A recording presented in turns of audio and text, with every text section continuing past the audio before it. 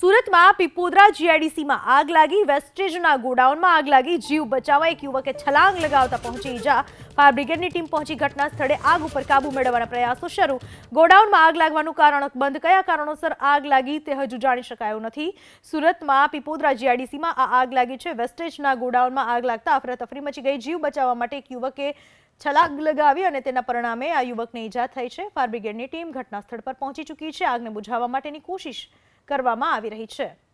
સુરતમાં પીપોદરા જીઆઈડીસીમાં આગ લાગી। વેસ્ટેજના ગોડાઉનમાં આગ લાગી। જીવ બચાવવા એક યુવકે છલાંગ લગાવતા પહોંચી ઈજા।